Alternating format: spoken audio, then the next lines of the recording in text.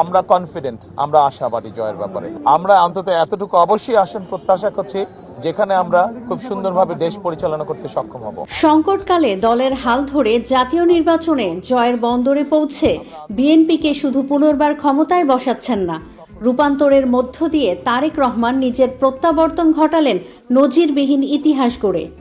রক্তঝরা জুলাই অভ্যুত্থান, নতুন রাজনৈতিক পটভূমি, দেশনেত্রী খালেদা জিয়ার প্রয়াণে টালমাটাল পরিস্থিতিতে গণতান্ত্রিক উত্তরণের বার্তা দিয়ে 18 কোটি মানুষকে সাথে নিয়ে অগ্রগামী বাংলাদেশের নেতা হিসেবে আবির্ভূত হলেন তিনি।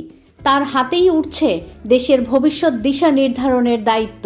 মালিক হচ্ছে মানুষ এবং তারা যদি বেরিয়ে আসে। বাংলাদেশের রাজনীতিতে নতুন এক মুহূর্ত। দীর্ঘ সময় বিরোধী রাজনীতির পর এবার নির্বাচনে সংখ্যাগরিষ্ঠতা পেয়েছে বাংলাদেশ জাতীয়তাবাদী দল বিএনপি।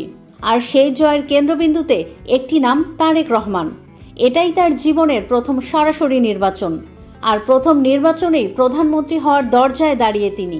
দেখুন, আমরা 91 সালে দেখেছি নির্বাচন, আমরা 96 সালে দেখেছি। তারেক রহমান হঠাৎ করে রাজনীতিতে আসেননি, তিনি রাজনীতির পরিবারে বড় হয়েছেন। রাষ্ট্রপতি জিয়াউর রহমানের উত্তরাধিকার, খালেদা জিয়ার নেতৃত্ব, এই দুই ধারার মধ্যেই তার রাজনৈতিক পরিচয় তৈরি। 2000 সালের পর থেকে ধীরে ধীরে তিনি সংগঠক হিসেবে সামনে আসেন।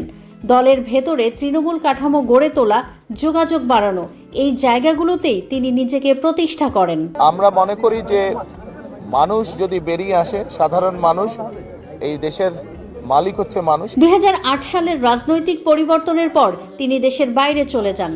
তারপর দীর্ঘ সময় লন্ডন থেকে রাজনীতি পরিচালনা করেন।